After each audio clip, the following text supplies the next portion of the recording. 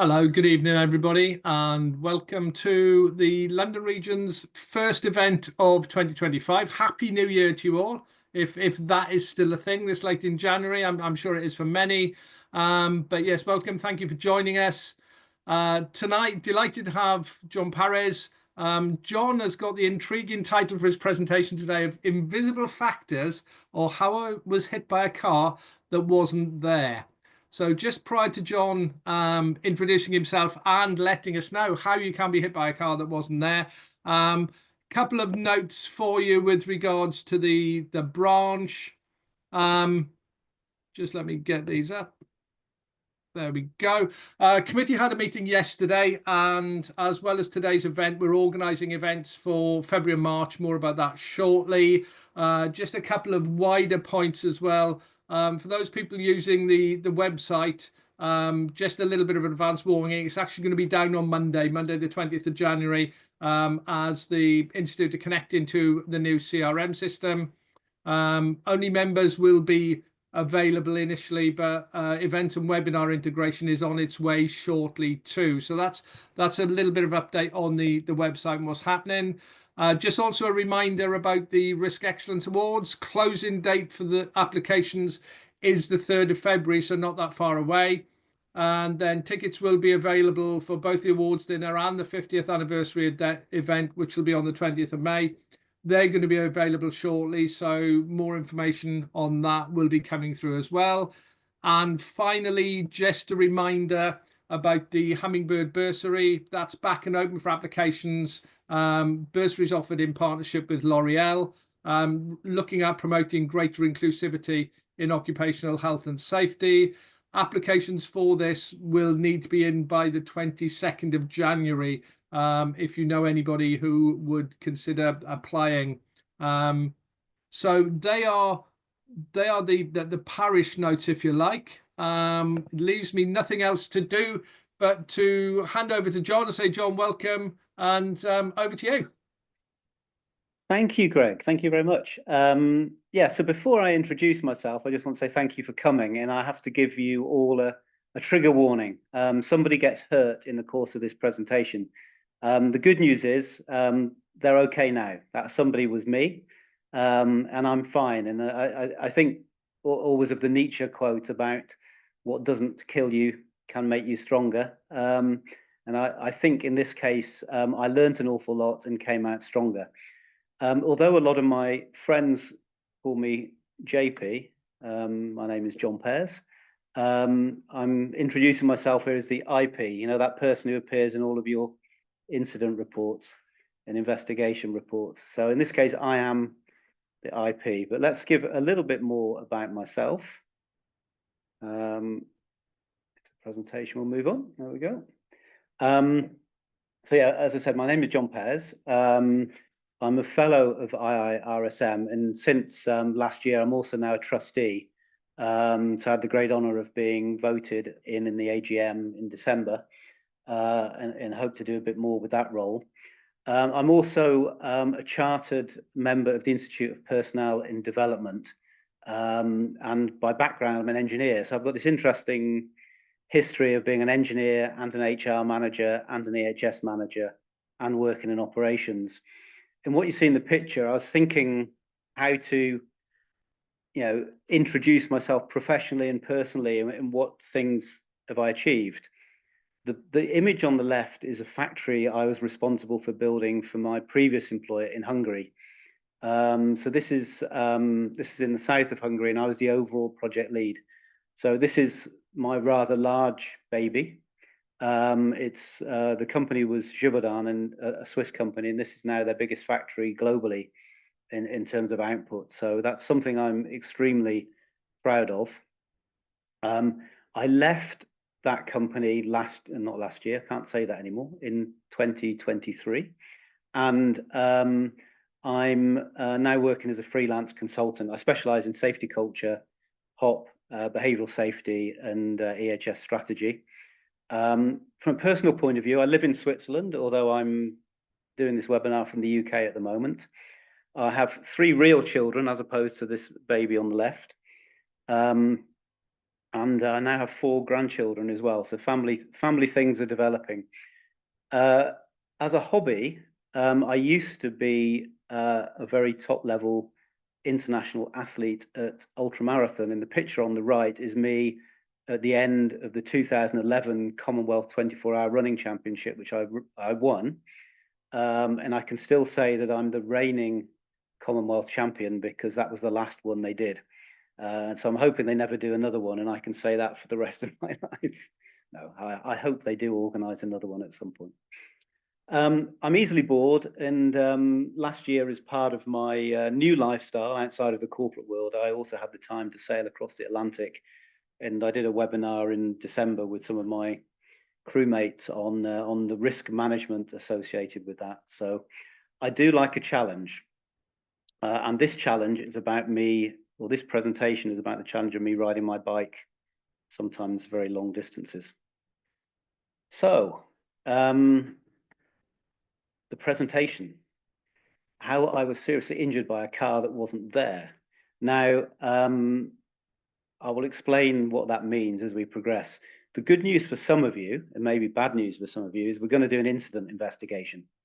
So I'm going to give you some information that helps you do that. And then I'll make that as interactive as I can. So please put your comments in the chat, and I will do my best to respond to them. If you really need to speak, I believe you can click the symbol for putting your hand up, and that Julie will unmute you so you can ask me something or make a comment. But ideally do it in the chat, and I'll respond to those.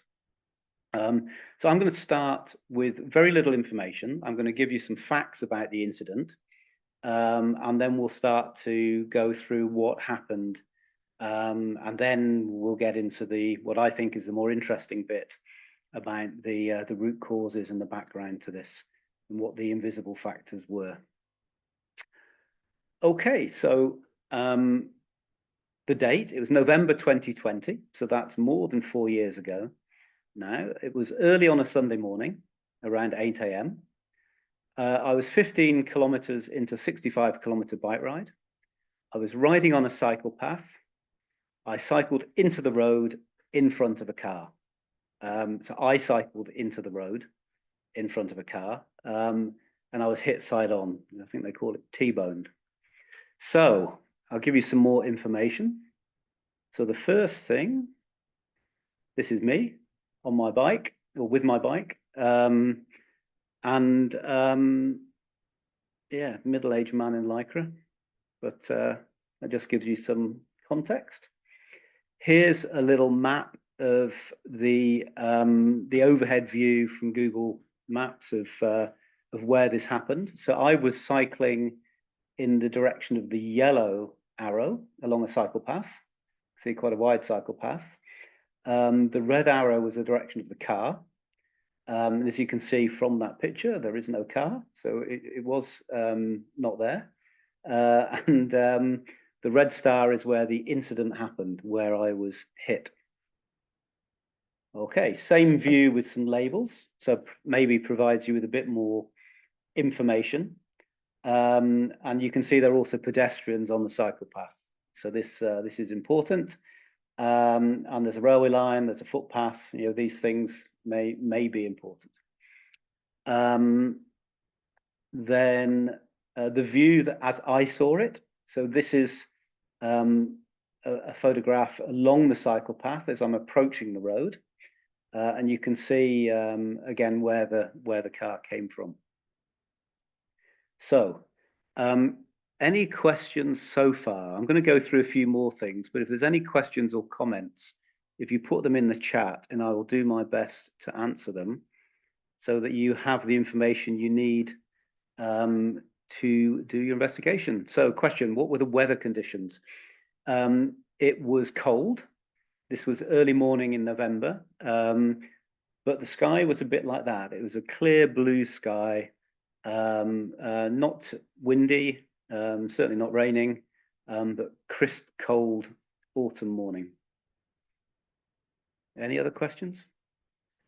Okay, so what side of the road for you, left or right? So this is in Switzerland. So good question.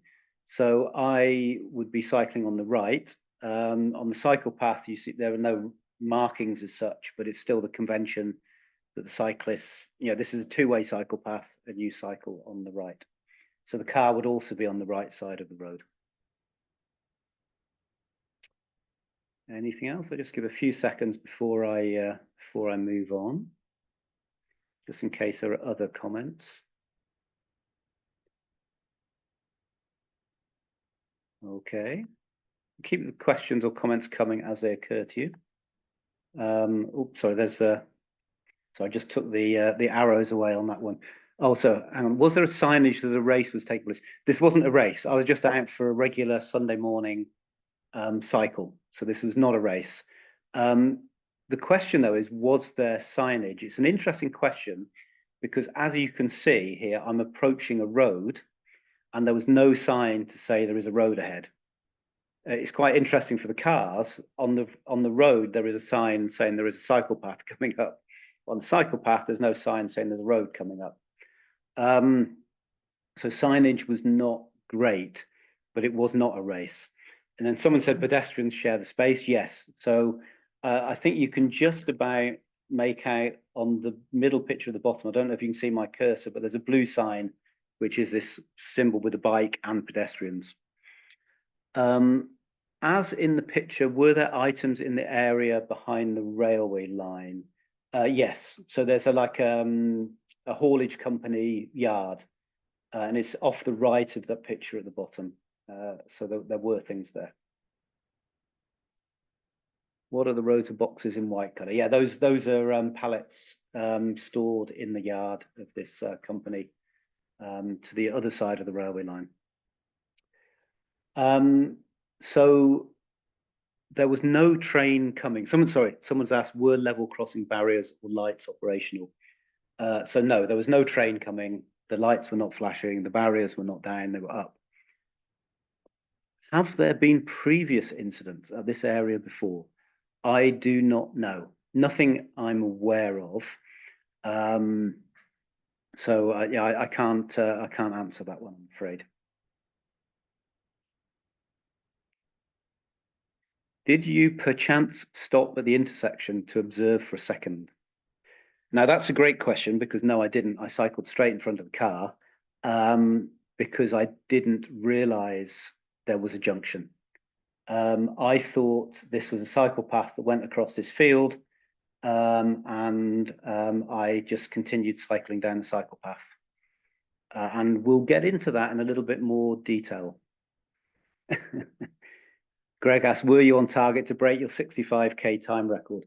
I wasn't going for a PB on this course. However, this is another brilliant question because I do recognize that my behavior is different when I think I might do a fastest time for a particular route. And this is classic behavioral safety.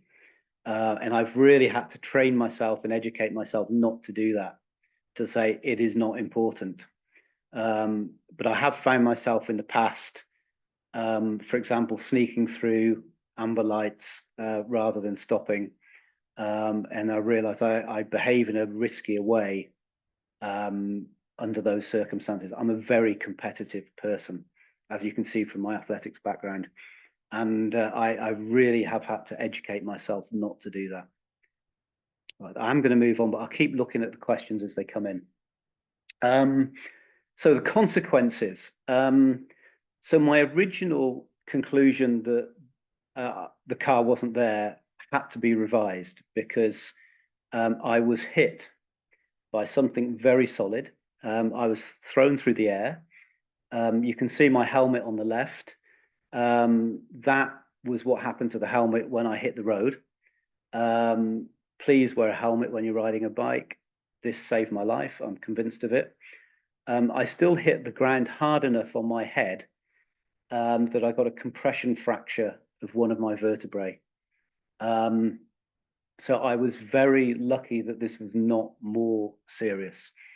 I don't know if there are any Star Trek fans, but I think the car must have had one of these cloaking devices that the Klingons had. Because I think it uncloaked, because when I was lying in the road, I could definitely see a car. So I think it was invisible rather than not there, and then uncloaked after the incident. Any other questions or comments? Oh, hang on. Were you on a call at the time? No, I actually, this is something I never do on my bike. I don't trust myself to do that. I'd be too distracted. I know some of my friends do it. I will not listen to music. I don't have anything in my ears when I'm riding my bike. I think I need to hear what's going on around me. So I wasn't distracted in that way. But keep thinking in that direction about distractions. This is a good point. There is one question that hasn't come up, which I'm actually very disappointed not to have received so far, and that is, was the bike okay? Because I always know when there are other cyclists on the call, because that's usually one of the questions that comes up. Interestingly enough, my carbon frame bike, the frame was undamaged. The handlebars, which were aluminium, were completely destroyed, and I still don't figure out how this happened. They were untwisted, so they'd completely torn apart. But the carbon frame, which should have broken, was fine. Very strange how these things happen. Also, the car hit me on the side, and the pedal was broken. But where it hit me on the leg, had no injury to my leg at all, not even a bruise. So it's one of those things where I'd love to have seen a video of what happened, because I really can't figure out what did happen and how I ended up with the injury I did have, and not not something else, or something else in addition. So did you look left and or right, i.e. scanning ahead? I was actually focused straight ahead. So no, I didn't look left or right. And I didn't realize there was a road until I was actually in the road. Was it light or dark at the time? It was light. It was 8 a.m. in November, but it was already light. It's probably a bit after 8, somewhere between 8 and 9 o'clock in the morning, but it was light. Okay, what next? Okay, so to help you with your investigation, I'll show you the conclusion from the police. So an ambulance was called, by the way. The usual thing, people got me to lay still. An ambulance was called. I went to hospital. I had 2 nights in hospital as a result of this. And then there was a police interview, and they came up with their version of what happened and why it happened. So injured person cycled in front of a car.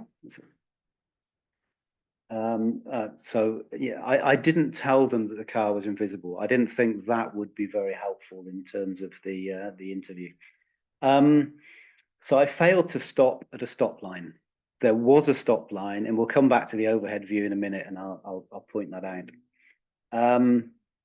So the conclusion of the police was that I disregarded the law, and the consequence was a 200 franc fine. So I'm so glad they fined me, because now I know that it's wrong to cycle in front of cars. I've really learned my lesson. So obviously fining people for doing this sort of thing is absolutely the right response. Very strange. Interestingly, the insurance company decided it was only 30% my fault, because they paid 70% of the damages for my bike, which I also found very strange compared to my background in the UK, where I'm not sure that would happen. Okay, did you notice the giveaway signs on the roadway? No, I didn't. I didn't notice the roadway. Were you on any medications, either prescribed or self-administered? Probably some medication could impair judgment and is highly advised not to drive when taken. No, I wasn't. But that is a very valid point. But no, I wasn't. How much is 200 francs in pounds? Well, it used to be less than 100 pounds. At the time of this, it was probably about 190 pounds, 180 pounds. So it's it's not a huge amount of money, but it's a substantial fine.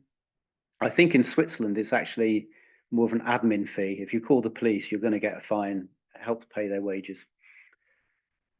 Are road markings different in that country? Looks like a giveaway line. Let's move on to the overhead picture again.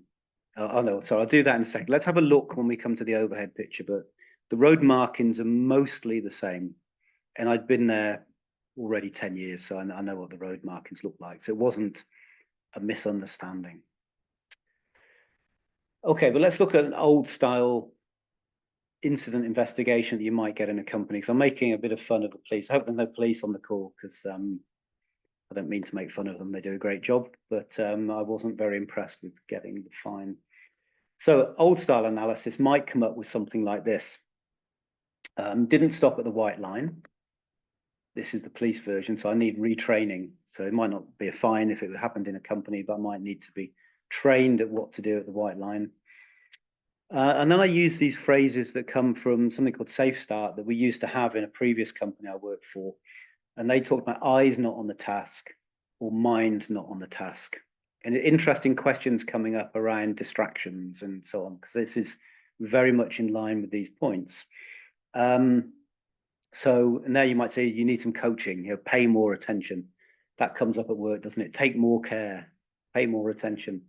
And I know that from Safe Start, these things were never intended as root causes, but I've seen them used a lot as root causes. Someone's eyes not on the task, or mind not on the task, but please ask why. Why were your eyes not on the task? Maybe this is what we'll get on to next. So we had a couple of questions on road marking, so let's get back to that. So if you look here on this picture, this is clearer on the picture on the right. I don't know if you can see my cursor, but there's a dotted line where the cycle path joins the road. This is a stop line. I should have stopped there. If you look at this picture on the bottom, you can see that the cycle path is going uphill slightly. And the road markings were not really visible, or not clearly visible. They were also very much faded. They were very old road markings. They weren't as dark as in the overhead picture, for sure. So, so the road markings were there. I can't dispute that. There was a stop line. I should have stopped, and I was in the wrong. I cycled into the road. So the motorist didn't do anything wrong, I don't think. But the accident happened. So any other questions or comments about what you've seen or heard? Anything that would help you understand how this accident happened?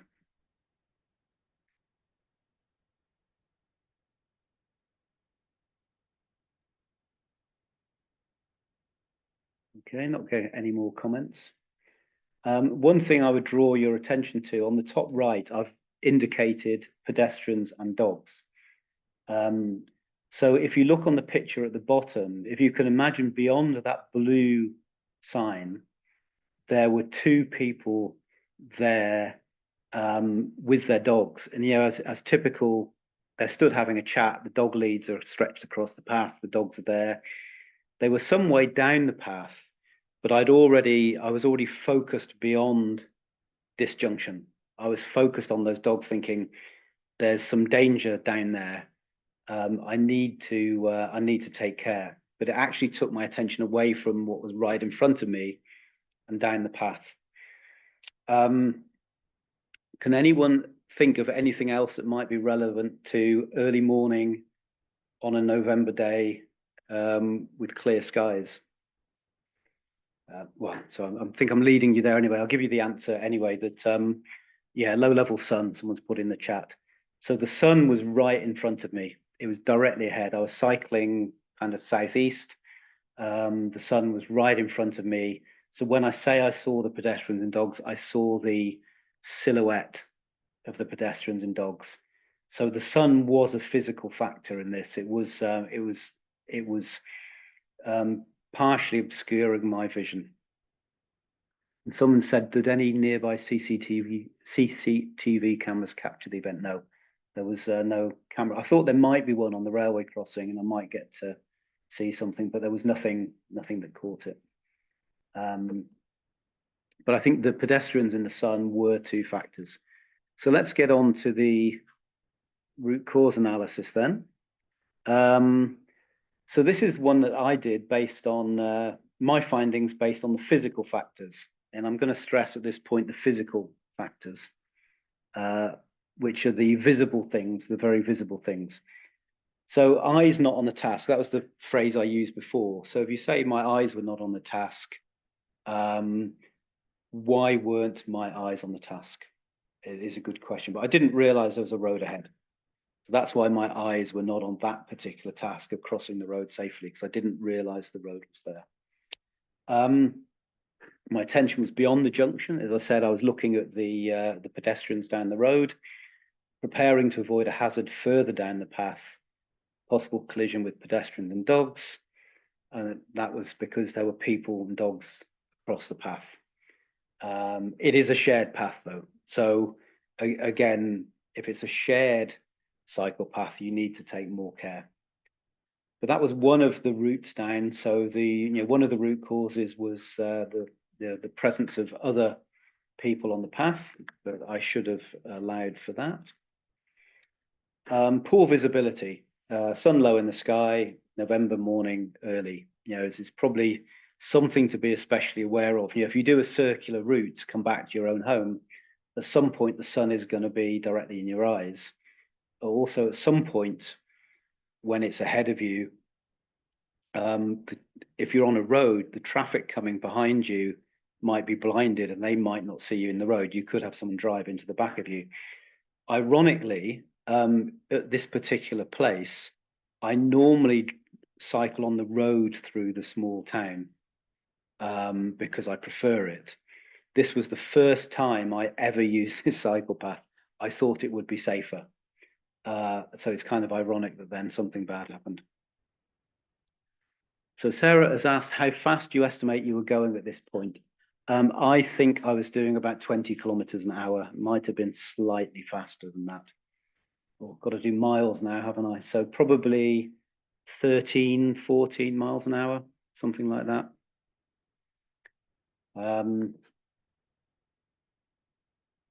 So probably a little bit fast for the cycle path, fine for the road.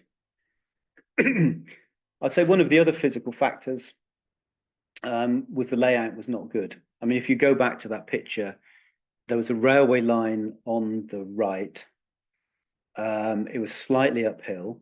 The stop line was not really visible. There was a railway, a road, a footpath, and a cycle path all join at the same point. And I gave this feedback to the police afterwards. Nothing has changed. I've been back there recently and the path is still the same. So I think it's poorly designed and maintained. There's also certain decisions that you make for safety sometimes create an unsafe situation. So I think that cycle path, it should have been set up so that the cars had to stop.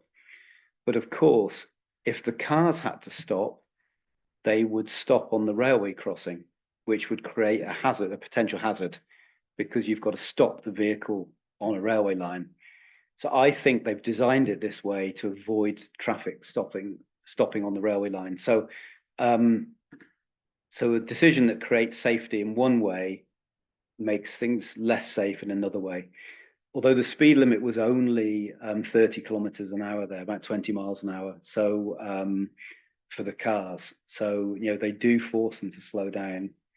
But even so, I think all of those things coming together really contributed. And the other thing, when I went back to take a look, I really thought there'd be a massive bush or a wall or something that blocked my view.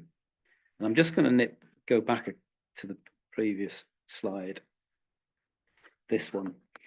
I was convinced, if you look at that bottom picture, I was convinced on the right-hand side there would be something blocking my view. I really did not see the car at all. And I was really shocked when I went back and saw how clear this view is. So I cycled in front of a car that was there on the railway crossing, approaching where I was coming, and I didn't see it. It wasn't that I thought I had the right of way. I did not see it.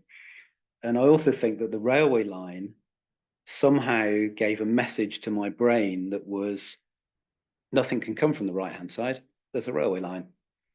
It's like cycling along where there's a wall. Nothing's going to come out of there. So I think my brain had kind of screened out that bit. So those are some of the physical factors.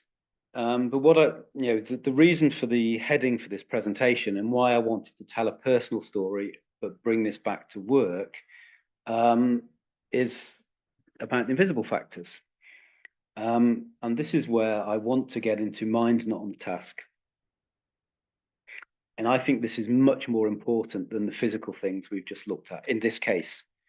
And it's it's a conclusion we sometimes get to, and so we sometimes think people are distracted, or we say pay more attention, or these sort of things. But I felt that before this happened, I think I was in quite poor mental health. I don't mean I had a diagnosed mental illness, but I think I was in poor mental health. And think about the timing, November 2020, and I'll get into that now. And so the analogy would be being in poor physical health doesn't mean that you're sick. Being in poor mental health doesn't mean you have a mental illness, but your mental health varies from day to day, hour to hour, week to week. So I think this was a factor. So what do I mean by that? So if I go through the same incident investigation, so poor mental health, that's why my mind was not on the task. And I broke this down into different factors. And all of these things I think apply to everybody in different ways, different levels. But they're family issues, personal issues, and work issues. So this is what's going on in most people's heads most of the time, stuff around these topics. And if you then extend the investigation, you don't get this lovely linear root cause analysis investigation. You get this absolute mess. Yeah. And there's a word for this, and it's called life. This is normal life to some extent. But if you follow the family issues, this was November 2020, so towards the end of the first year of the COVID pandemic and lockdown. So I'd spent more time at home than I had for the previous 20 years. And yeah, there were some things like poor communication with my wife, which came up. We after enjoying the summer, we were now struggling with just being the two of us together all the time at this point. I had a new granddaughter, and hadn't seen her since February, and was wanting to go and see her because there was no travel. Also, my mother at this time was dying. She actually died in December of that year. She was in an old people's home with dementia. So I couldn't travel to see her, but even if I could have traveled, they were not admitting visitors. And in fact, she died the next month, and I couldn't go to the funeral because the quarantine period was too long. So all of this was kind of pandemic related. So there's a lot of stuff going on there. I think from a personal issue, and one reason I do some of these stupid things, extreme sports and exercise, is to overcome this feeling of getting old. So yeah, I'm not as fit or as young as I was. But if I go out and do a big bike ride, and I feel better about myself. Feeling disconnected. So without the travel that year, I'd not seen my team, my direct reports. I was responsible for the Global Health and Safety Organization. My direct reports were in Singapore, China, I had a couple in Switzerland, France, Netherlands, Argentina, USA, and I'd not seen them. In online just doesn't do it. It's not the same thing at all. So I was feeling quite disconnected from my work colleagues because of home office, because of the pandemic. I was also not enjoying work so much at that time for another reason, and that's because I really had a poor relationship with my line manager at that time. I don't know if that's fully fair, but it wasn't as good as it should be. But we were not talking the same language. There was a lot of emphasis on certain things about health and safety that I was not that interested in, KPIs. I was really focused on we need to improve the culture, we need to improve the behavior, we need to do the right things, not just measure the things we're doing. So I wasn't delivering what he wanted, and I know I can be quite destructive in that as well. So I don't know if you've done transactional analysis, but when somebody does the sort of critical parent role, I go into rebellious child. So I was deliberately not doing the things he wanted me to do, which didn't help. So there's your different expectations of the job, and because of that, there was going to be a change. I was going to move out of that line role into a project role, and so I knew I was going to be getting a new line manager, and I knew this was all going to change, and my job was going to change, but that was not yet finalised. So all of these things going on create this messy environment, and I think, when I look at that and I look back at it, and I was reflecting on this when I was lying in hospital.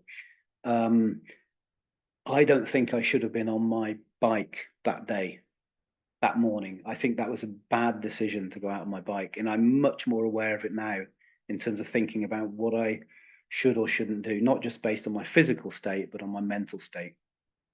But I think this is life. And when I reflect back again on things that have happened in work, on incident investigations, we don't cover this stuff.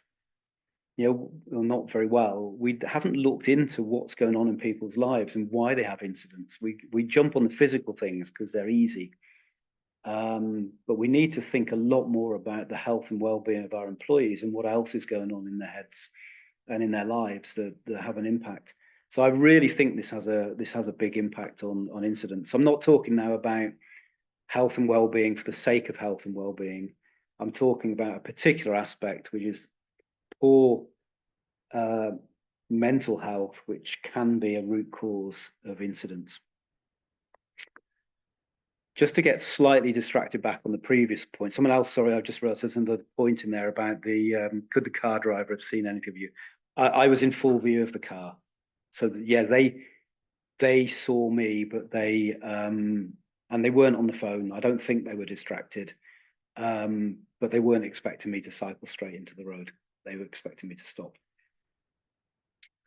But I think this is the big issue for me, and I think this is my son is actually one of my sons is doing training, is doing his PhD to become a clinical psychologist, and he was talking to me a lot about emotional issues and the underlying causes for those. And I think these things here create this uncertainty, fear, frustration, anger, and this is what then affects your mental state. And when I followed up on this, I was thinking, when you do an investigation, is there, in the recognized investigation methods or root cause analyses, is there something already in there that covers this? And I looked at this one, which is, this was some training I did based on this ABS model. So I went back to it to have a look. And what you see here is there's mental workload issue. I've highlighted them with red rings on the chart, but I've also mentioned them on the right. Mental capabilities issue, personal problem, off the job rest/sleep fatigue issue. And if I look at all of these, look how many things there are on this chart. And there are 4 of them either connected to or vaguely connected to mental health issues, personal problem. But I think this needs a lot more attention. It's more than just one small issue. And when I've gone back and looked at incidents, I've seen more evidence of this. And this was something that came out of the Institute for Employment Studies, and I stole this slide off Heather Beach, who some of you will know, who works a lot in this area, and I've done some work with her as well. Poor mental health can lead to impaired concentration, reduced situational awareness, and increased distraction, all of which can increase the risk of accidents and injuries in the workplace. And when I saw that, I thought, yeah, that was me that Sunday morning. That's exactly what happened. I didn't have the right level of concentration for what I was doing. It's a dangerous task. I wasn't aware of the situation around me. I couldn't see the car, and I was distracted. So that's what happened, and that's what we have to be aware of. When these things are going on. What I want, oops, sorry about that. Let me try that again. I want to do a little poll. I'm hoping, oh yeah, so that's fine. So if you can scan this on your phones or go to slido.com on your web browser and put in that code, hopefully we have enough time just to, there's a couple of these polls. I just want to ask you, as I assume most people on this call are health and safety professionals, do you consider mental health when investigating incidents? Please be honest. I'm just really interested to find out to what extent people do this. So is it not at all? Maybe a little bit. Yes, we do. And yes, we do. And we train our investigators in mental health causes. Because I have a particular experience, but I'm really interested to know what other people are doing. And I'll move on to the next slide so we can see the results as they come in. Actually, I'll wait for a few more people to contribute. I can see 8 have already contributed. I don't want to influence the answers by showing you what's already there. Hopefully a few of you. Someone says not at all in the chat. Yeah, please, if you can't do the Slido, then please just put it in the chat. But I'm just gonna move on and see. Oh, okay. Oh no, they've changed the order. So, but in sequence. So 38%. So what's that? It's probably going to be 3 people said maybe a little bit. 2 people not at all. 2 people yes we do. And I think 13% will be 1 yes, and we train our investigators in mental health causes. That's that's fabulous. I'm really good that I feel really good that comes up. I think this is starting to change. I really do feel in the workplace that this is improving, and that we're more and more aware of these topics as something we need to pay attention to. You know, the historical view was always that's private and that's for your life outside of work. But I'm really happy to see that people or firms are now paying a bit more attention to it. So Sarah said, yes, I do. I think it is fundamental to understand the circumstances surrounding the incident, not just the mechanics of the incident itself. Brilliant. Thank you, Sarah. Yeah, I get more and more positive about this, and seeing what is going on. At least, even if companies are not doing it perfectly, they're trying, and I think that's all you can hope for at the start is to try and understand better, and then doing some training so that people really do improve the knowledge. Okay, next question then. So in your organization, do you have, and please choose all that apply, so a program to improve psychological safety, leader, manager, supervisor training in mental health. So this is not just about incident investigation, this is more general. Employee or team training in mental health, an organization stress risk assessment, mental health first aiders, an employee assistance program, which includes psychological support, mental health factors in standard risk assessments, and then other. So if you've got some other good things going on, please tick that and maybe put in the chat what the other topic is. Again, I'll just wait for a few people to comment.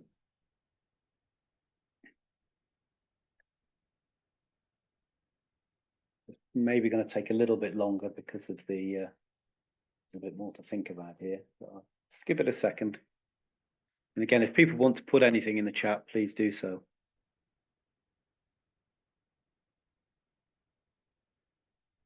Okay, let's see what people have come up with so far.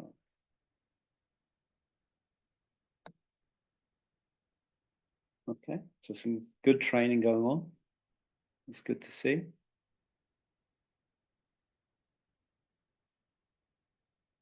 Oh, hang on. Can I scroll down on that? Oh, yeah.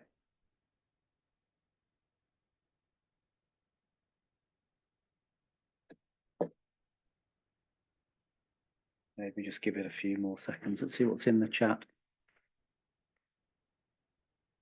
Well, someone said, I've answered manager training. There are 2 of us in the business. Yeah, obviously some organizations are quite small.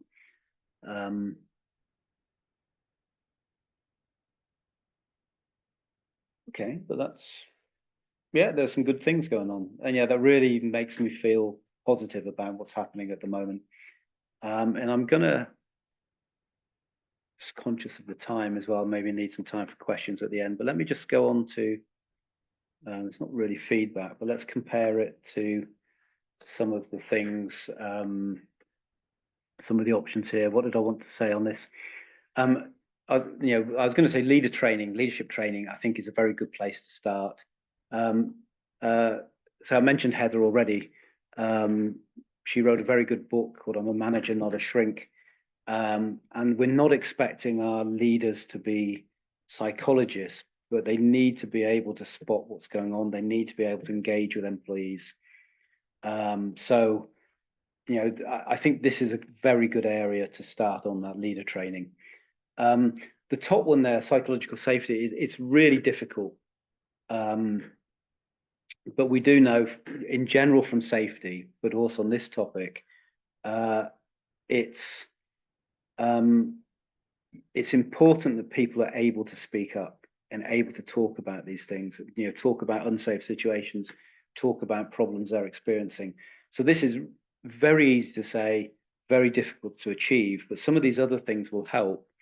And I think trust is an area that is so difficult to understand. Some leaders are absolutely trusted, some are not trusted, and it's not always obvious what's going on.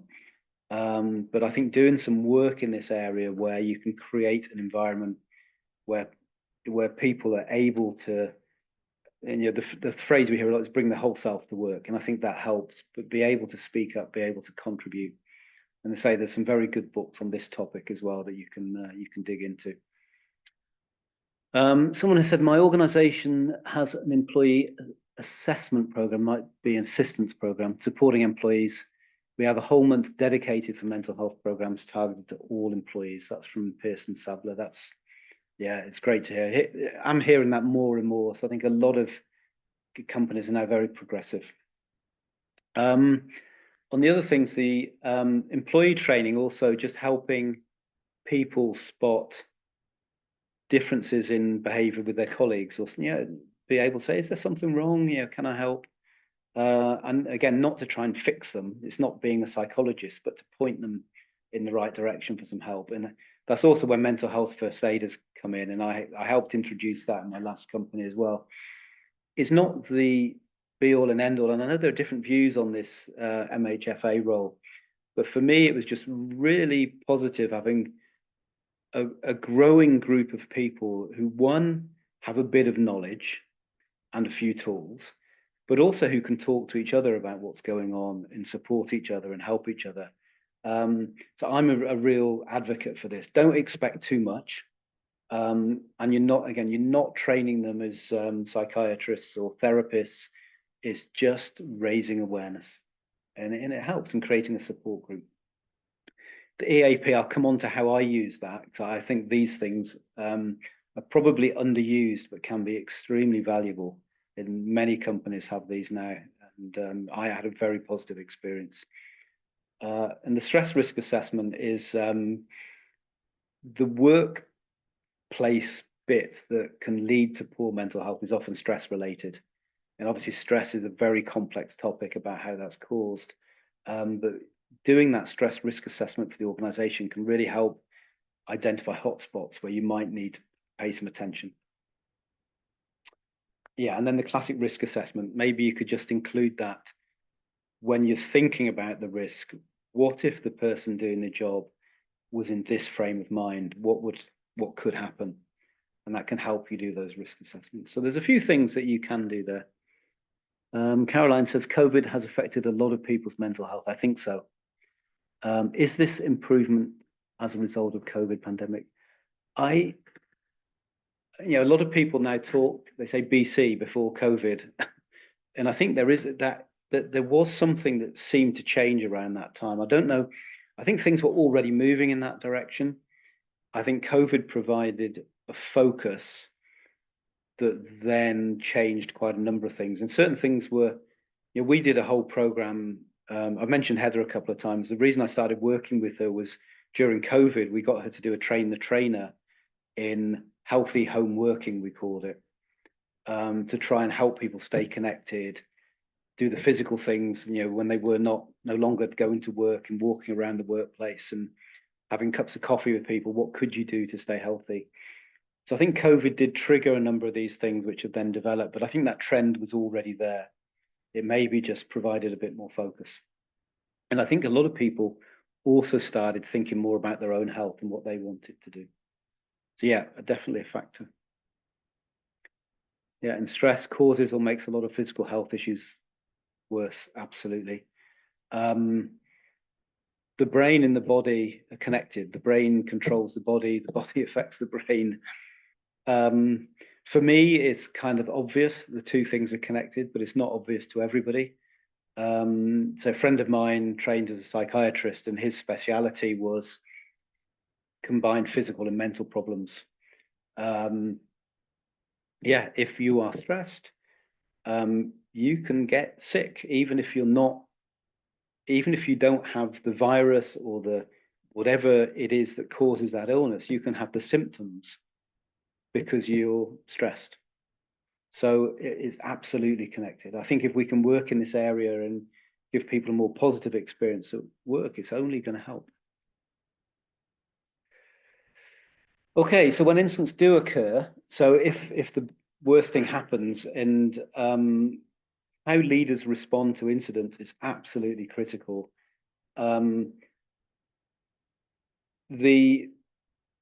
Sometimes the first question is, when can we get the plant started up again? Please don't do that. Please don't get your leaders to do that. First question is the person okay? Can I help? What can I do? Yeah, and then when you investigate, don't stop the investigation at mind not on the task. Be curious. I wonder why their mind wasn't on the task, and ask, can I help? This is one of the key things that leaders can do. I'm just conscious of the time, so I'm going to click through. I'm going to quickly go into what happened next, because I say there is a sort of positive ending to this, but it didn't initially. It didn't get any easier. So as I said before, the police didn't make any improvements to things. So that's a legal background. Physical, I got extremely good medical care. 2 nights in hospital. I had a back brace for 6 weeks. Orthopedic aftercare. 18 weeks of physiotherapy. Time off work to recover. Mentally, a lot of support from my wife and colleagues were concerned. So, you know, it's an okay response. Unfortunately, what happened after that was another incident. We never got to the root causes of it, but it's pretty much, I'm pretty sure it's connected, but I blacked out while I was driving and had a head-on collision with another car. My car was written off, but luckily no one was hurt, neither me nor the other driver, luckily. And the result of that was I got another fine from the police for passing out while I was driving. And I thought my license, they're just going to take it away until I can prove I'm fit to drive again. But actually, they gave me a 1 month driving ban as a punishment. This is the bizarre thing about the law sometimes. I voluntarily stopped driving for 5 months because it potentially was the first of an epileptic episode, but actually it turned out it wasn't. And I was fine. It was just a one-off. And I've spoken to a number of people about this. Sometimes happens, but as a result of this, the positive was in my mid-50s, I had every test under the sun and got a clean bill of health. So actually, I got a lot of good feedback that I was in good shape. But I think the problem initially was this mental health one, and I used the EAP at work. My line manager is talking about relationship, but he suggested it. And I had a course of sessions with a psychologist. I had 12 sessions in the end. It was brilliant. Please use these facilities if you have them. It was also interesting, though, that nobody considered mental health as a root cause at the time. And I did reflect on this a lot.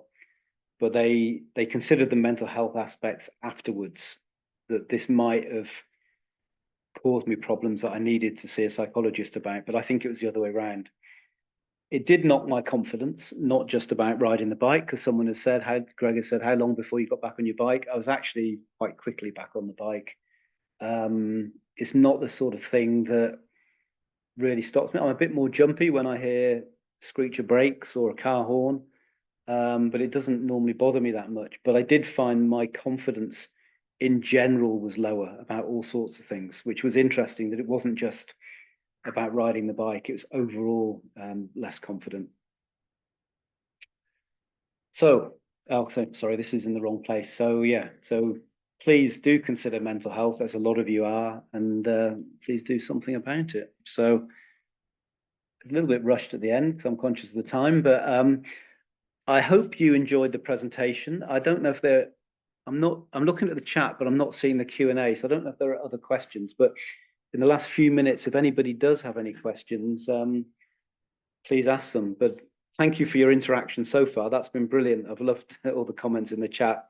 Some really, really good comments and observations in there, and it really helped me by having that level of interaction. So thank you very much.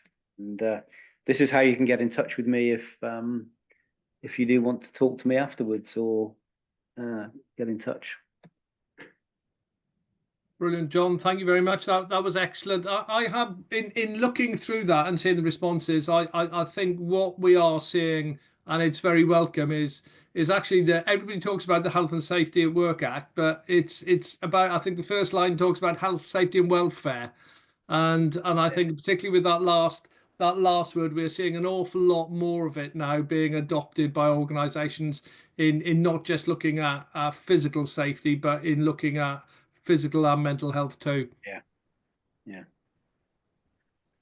absolutely. I really do think things are changing for the better, and I think if we can keep that momentum rolling in our organisations, that will really make a big difference. No, absolutely. I think we've we might have exhausted the listeners with regards to the interactivity so far anyway in questions. So I think again, recognizing the time, we will draw to a close. We'll let you off with the last couple of minutes, John. I think you've worked hard enough. Okay. Thank you very much indeed. That was a fantastic way to start the IIRSM's 2025 series. Set the bar nice and high, which is always good. Thank you very much indeed for that. Really appreciated. Just as a reminder for everyone that if you want to look back at this, I know I'm certainly going to, with regards to some of the polls and some of the information we've got. The Members Resource Hub is free to all members, so please do use that.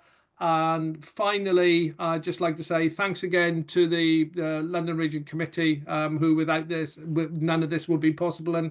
And keep your eye out for our events in February, March, and the information on those. But John, thank you very much indeed once again, and have a good evening, everybody.